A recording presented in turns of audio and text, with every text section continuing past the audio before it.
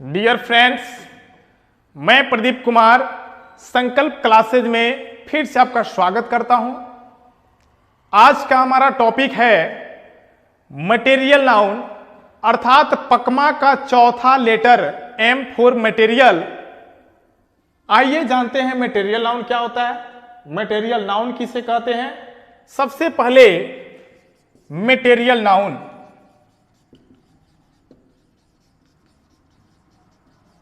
हिंदी होता है द्रव्य,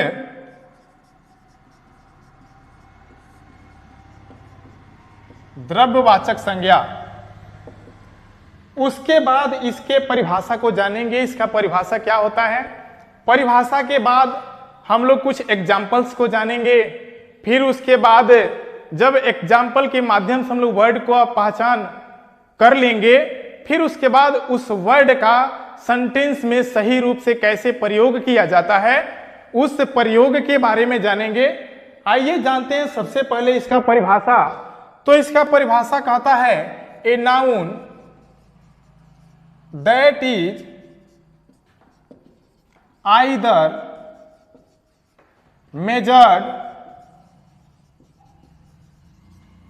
और weighted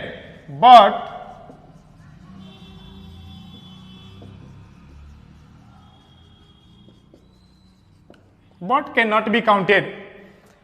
परिभाषा है इसका a noun that is either measured और weighted but cannot be counted. अर्थात यहां पे दो मुख्य रूप से वर्ड काम कर रहे हैं। पहला मेजर्ड, दूसरा वेटेड और तीसरा वर्ड है काउंटेड। मेजर्ड मतलब मापना, वेटेड तौलना जिसका वेट किया जा सके, काउंट का हिंदी होता है गणना। अर्थात कह सकते हैं कि ए noun that is either measured और वेटेड, यानी वैसे नाउन, वैसे नाम, वैसा संज्ञा जिसे हम लोग माप या तौल सकते हैं, न कि गन सकते हैं। फिर से मैं समझाना चाहूंगा, वैसा नाउन जिसे हम लोग माप या तौल सकते हैं, न कि गिन सकते हैं, अर्थात उसे हम लोग गन नहीं सकते हैं, उसे मटेरियल नाउन कहते हैं। जैसे एग्जाम्पल लेंगे,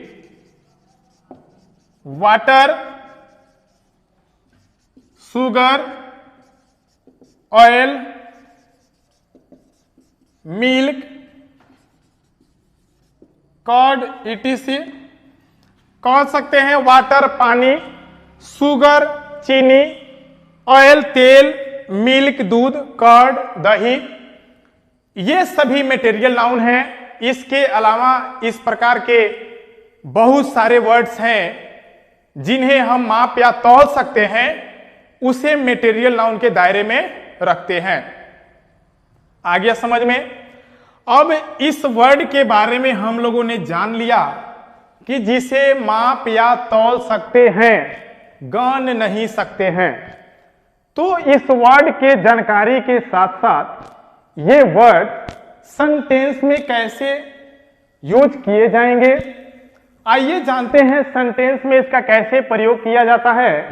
और सेंटेंस में प्रयोग करने के लिए इसके क्या नियम कायदे कानून बनाए गए हैं मटेरियल नाउन के लिए, उसको जानेंगे। फिर सेंटेंस के माध्यम से जानेंगे सही सेंटेंस क्या होता है और गलत सेंटेंस कैसे सेट किया जाता है एग्जाम में। फिर उसके बाद हम लोग इसके एक एक चीज को बारीकी से समझ पाएंगे। तो इसमें सबसे पहले कहता है it is singular note one, it is singular and gets singular verb. अर्थात मटेरियल नाउन सिंगुलर होता है और अपने साथ आने वाला वर्ब सिंगुलर ग्रहण करता है। हम लोगों ने समझ लिया, बार बार इस चीज को हम लोगों ने सुना है पिछले वीडियो में, it is singular and get singular verb, अर्थात जो सिंगुलर होता है उसके साथ आने वाला वर्ब भी सिंगुलर होता है। दूसरा नियम है, कहता है generally article does not come before it. Generally article does not come before it, प्रायः, अर्थात कुछ अपवाद भी हो सकते हैं जिसके साथ आर्टिकल लगाया जा सकता है, लेकिन 99% कह सकते हैं generally article does not come before it, अर्थात मटेरियल नाउन के पहले आर्टिकल की कोई गुंजाइश नहीं होती है, आर्टिकल की कोई गुंजाइश नहीं होती है, हम लोग आर्टिकल नहीं लगाते हैं। आइए जानते हैं सेंटेंस के माध्यम से। अगर कहें वाटर इज कलरलेस,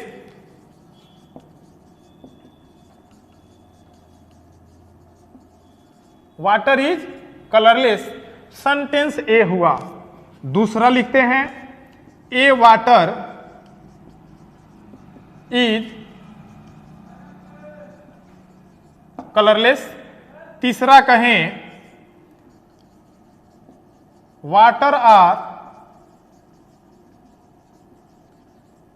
कलरलेस। तीन सेंटेंस ए बी सी मैंने यहां पे लिख दिया है। अब इन तीनों सेंटेंस को इन दो नियमों की सहायता से हम लोग आसानी से पकड़ पाएंगे कि कौन सा सेंटेंस एक सही है, बाकी के कौन से सेंटेंस गलत है।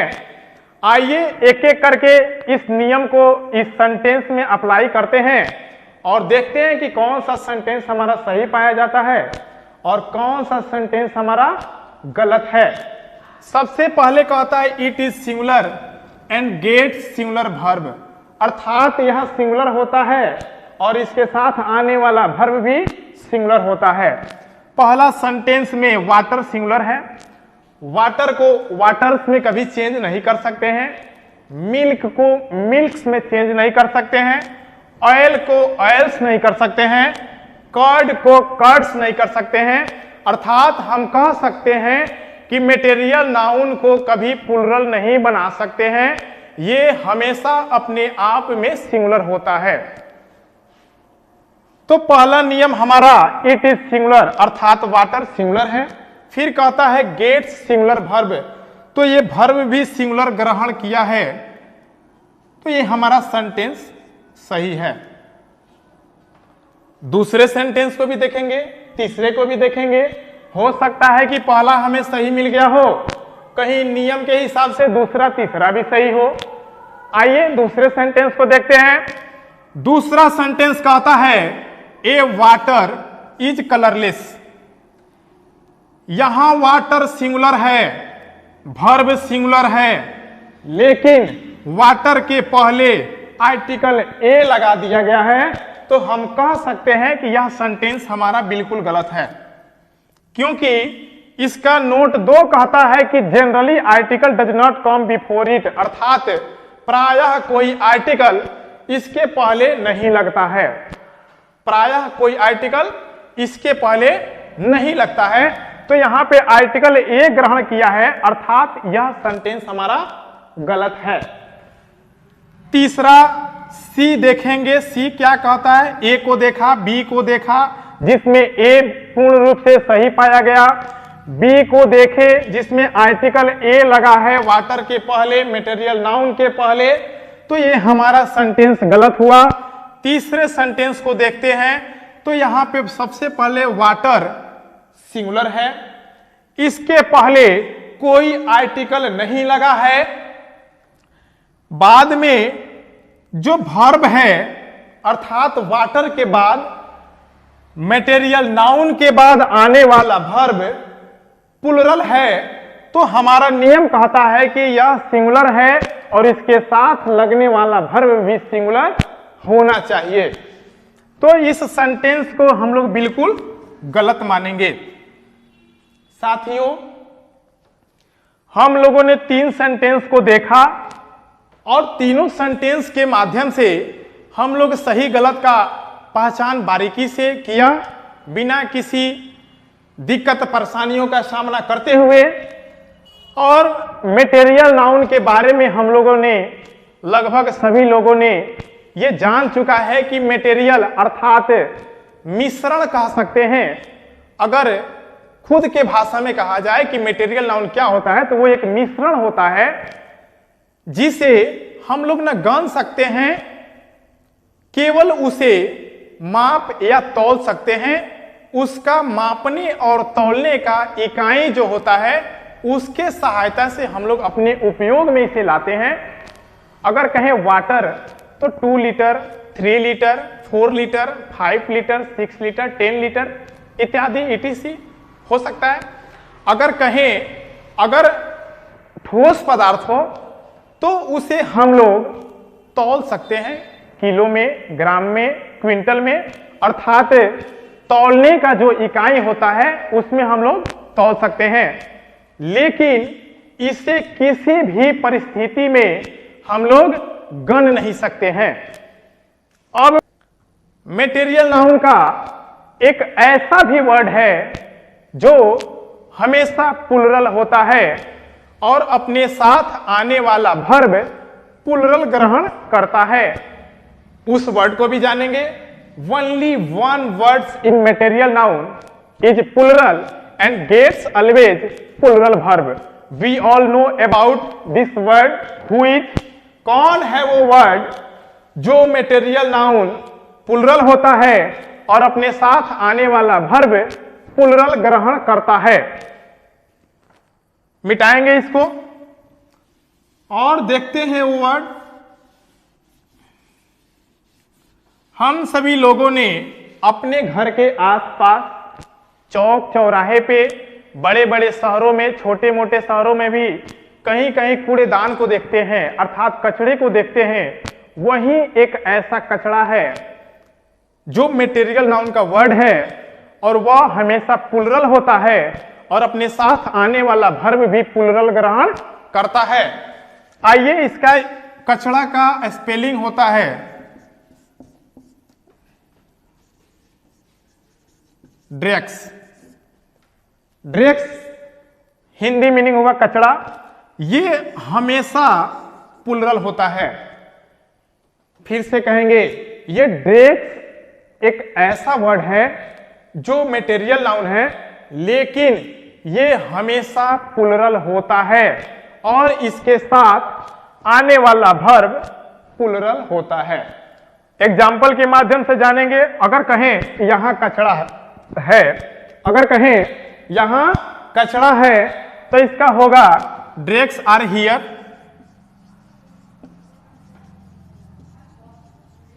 ड्रेक्स आर हियर। अगर कहें वहां कचड़ा है तो ड्रेक्स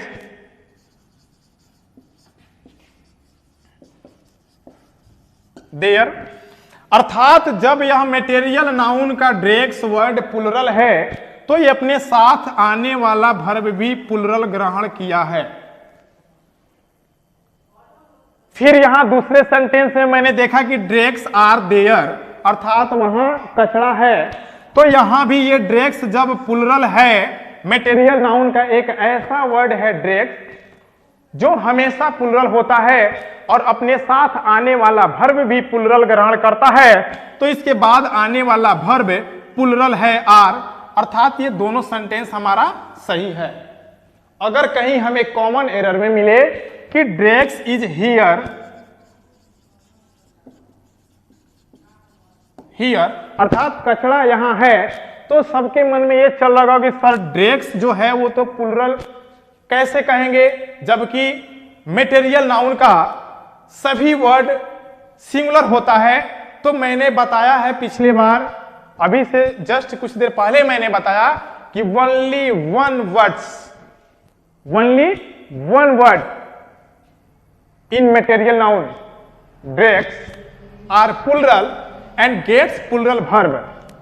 So we can say dregs are here, dregs are there, not say dregs is here.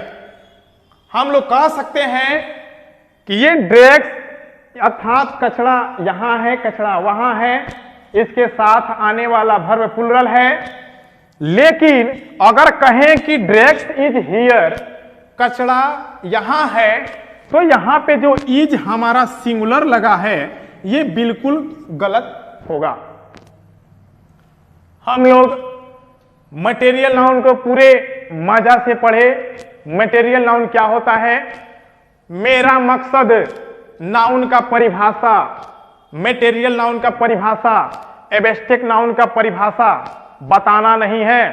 मेरा मकसद है उस वर्ड को सेंटेंस में कैसे उपयोग करना है, कैसे पढ़ना है, उसका सही अर्थ कैसे निकले, इसको बताना है, ताकि इस वीडियो से पढ़े बच्चे किसी बुक्स या फिर किसी नोट्स को पढ़ें, उसको आसानी से समझ सकें और उस बुक्स को पढ़ने के बाद उसमें कहीं अगर material noun, abstract noun, proper noun, common noun, collective noun, noun का कोई भी वर्ड मिलता है उसका सही अर्थ समझ सके और कॉमन एरर की स्थिति में अर्थात कहीं भी उसे ऑब्जेक्टिव टाइप्स के क्वेश्चन मिलते हैं तो उसको आसानी से वो बना सके। इसलिए मैं यहां पे केवल वाटर, शुगर, ऑल, मिल्क पढ़ाने के लिए नहीं आया हूं। शुरू में ही साथियों हम लोगों ने पढ़ा था, हम लोग पढ़ते हैं, सुनते आ रहे हैं what is parts of speech. Parts of speech होता क्या है तो सभी लोगों ने पढ़ा है। ग्रामर में अंग्रेजी भाषा के जितने भी शब्द हैं उस शब्द को उसके कार्य के आधार पे, उसके प्रयोग के आधार पे 8 भागों में बांटा गया है। क्या कभी किसी ने सोचा उस वर्ड का प्रयोग करेंगे कहां? किसी न किसी सेंटेंस में करेंगे। सबसे पहले हम लोग लेटर पढ़ते हैं, लेटर को जोड़ जोड़ के हम लोग वर्ड बनाते हैं और वर्ड को जोड़ जोड़ के हम लोग सेंटेंस बनाते हैं। सेंटेंस का परिभाषा जैसे हम लोग समझते हैं more than one words that give a complete meaning, अर्थात एक से अधिक शब्द जो हमें सही अर्थ देते हैं, जिससे हमें सही अर्थ निकलता है। अर्थात एक से अधिक की जब चर्चा करेंगे तो वो एक ग्रुप में होगा। जब ग्रुप में होगा तो उसका हमारा अभिप्राय उससे ये है कि उसका कोई न कोई सही अर्थ निकलना चाहिए, तब उसे हम एक सेंटेंस मानेंगे। अर्थात कह सकते हैं साथियों कि जब इन सभी चीजों को, वर्डों को जब हम ग्रामर के माध्यम से बारीकी से पढ़ लेंगे, इसके नियम को जब बारीकी से पढ़ लेंगे, दुनिया का कोई ऐसा इंग्लिश का किताब नहीं है जिस पुस्तक को आप लोग पढ़ के उसका अर्थ ना समझ सकें। हो सकता है कुछ वर्ड के आपके पास मीनिंग का कॉम्बिनेशन ना हो, कलेक्शन ना हो, लेकिन उसका 50% अर्थ आप निकाल सकते हैं। ये मेरा चैलेंज है। बस आप लोग इस वर्ड को मत पढ़िए, इस वर्ड के उपयोग को पढ़िए कि ये वर्ड का उपयोग सेंटेंस में होता क्या है, और फिर आप लोग जब सेंटेंस का उपयोग करना जान जाते हैं, वर्ड का एडजस्टमेंट करना जान जाते हैं, तब आप लोग आते हैं ट्रांसलेशन की दुनिया में और फिर ट्रांसलेशन बनाने में आपको सहूलियत होता है। और जब आप लोग 2, 4, 5, 10 ट्रांसलेशन बनाने लगते हैं, फिर उसके बाद आपके पास वो कैपेसिटी डेवलप हो गया रहता है कि आप 10 लाइन 20 लाइन इंग्लिश बोल सकते हैं, और नहीं तो और इंग्लिश 10 लाइन लिख जरूर सकते हैं। इसलिए प्यारे साथियों, आप लोगों से मेरा शुक्रगुजार है, आप लोग इसको बारीकी से पढ़िए। अगर किसी भी प्रकार की आपको कठिनाई होती है, उसके लिए मैं प्रदीप कुमार संकल्प क्लासेज की तरफ से हमेशा आपके लिए समर्पित हूं। आइए मिलते हैं अगले वीडियो में। एब्स्ट्रैक्ट नाउन के बारे में पढ़ेंगे हम लोग। एब्स्ट्रैक्ट नाउन को भी ऐसे धुआंधार उड़ाएंगे, एब्स्ट्रैक्ट नाउन क्या होता है। तब तक के लिए साथियों, जय हिंद। मिलते हैं अगले वीडियो में।